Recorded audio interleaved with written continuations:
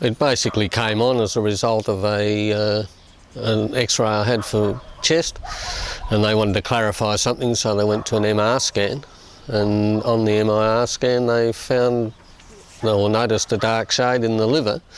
So then I went and had a biopsy done on the liver, and as a result of that was diagnosed as cancer. But as far as my having health symptoms, I didn't have any at all.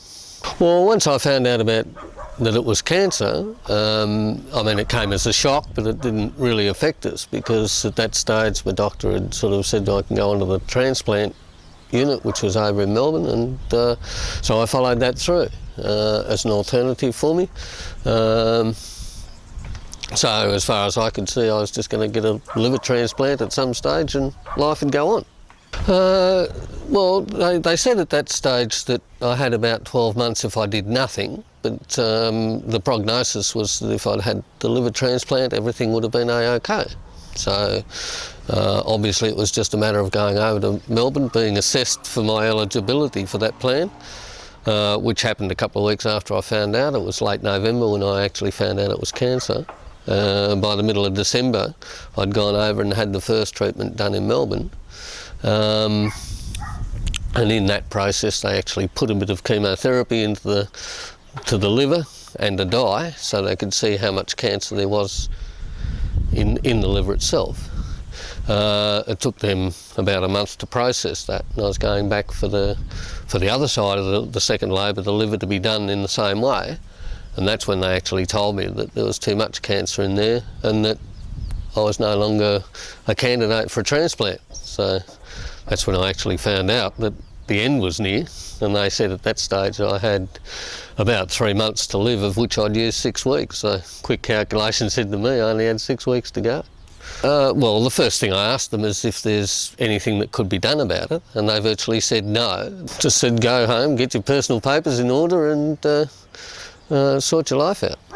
Well, as I said, the transplant I figured was going to solve everything. It was only after they'd knocked me back off that. I in fact had spoken to somebody about the Beck Protocol before that, but hadn't considered it because I believed, you know, doing the transplant and so on, I wouldn't need to. But of course, after I was told that I only had 6 weeks to go, I thought I'd better dig these papers back out from under my coffee table and have a bit further and read on it, which is what I did. So I only decided to start on the zapping after my second visit to hospital, which had they'd basically put me in under palliative care, and I realised that they'd just keep feeding me enough drugs until I sort of exited the planet. I decided it was time for some action, so I actually came out of hospital, and I'd been on drugs when I was in there. It was going to take me 6 days to come down from. I decided I didn't have 6 days of my very short life to devote to that, so I basically went home that night. I'd been using the zapper and gradually building up the time. I'd got up to about an hour a day at that stage, just gradually increasing it, and I decided I was going to need 2 hours a day, so I just went home, threw the drugs in the cupboard and belted the thing on for 2 hours, and decided that's where I'm heading from there on. 2 hours a day, and that's exactly what I did. I kept doing that for 6 weeks. I was gradually feeling a little better, but I also still felt that I needed more. After 6 weeks, I went to Sydney to visit my brother, and there was another, I'd got my original machine from Sydney, so I went and called on the man that I got the machine from, and suggested that perhaps I need the pulsing machine to try and get rid of the tumours out of my body. He suggested yes, we should, so after 6 weeks I started on the pulsar as well, just pulsing the tumours. I had no side effects at all.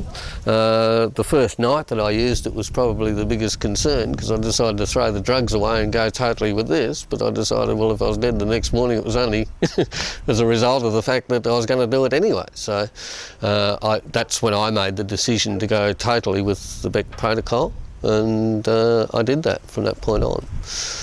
I mean, I just simply wouldn't be here without it. It's as simple as that. Yeah, well, I've actually had a series of MRI scans done.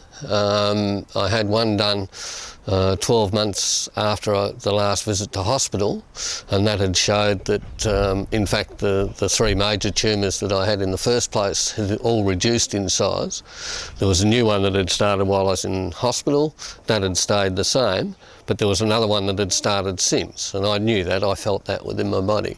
But I'm now coming up to a time where I'm about to do some more MRI scans, and hopefully they'll give me a clean bill of health. So it took all of that 12 weeks and probably close to 15 or 16 weeks before I was feeling reasonably strong within myself again. But it was a slow process, but it was gradual and it was noticeable. I was feeling a little bit better all of the time as it was going through, so I just kept pushing with it. The big change came when I got the magnetic pulsar and started to attack the tumours directly, because then I felt I was getting rid of it out of the body, and it did come along quite a bit quicker after that. Now that I'm physically within myself a lot better, yes, I try to, but there are times we know with our lifestyle where, it just wasn't possible if you're out late or not at night, then I may miss the occasional day. But my attitude is such that I'll do it every day, most days of the rest of my life. I can't see any reason why I would want to stop that. Well, obviously, I came from a situation where I had no hope. The Beck Protocol has given me my health back. It's seen me get fit, but more importantly, it's also given me a desire to go out and talk to other people about the Beck Protocol. It's now a burning passion within me to do this. It's happened for me, it can happen for other people. And that's where my life is in fact going. So it's had a major effect on my life overall. The decision for me was much easier simply because the medical fraternity had given up on me. So I had no choice, and it was very easy for me to make that decision. People will have to make the decision on their own basis, given their situation and the medical advice. And I never suggest to anybody that they go against their medical advice. And in fact, my medical team are still behind me, even though they know that I've been on this protocol. And that to me is very important.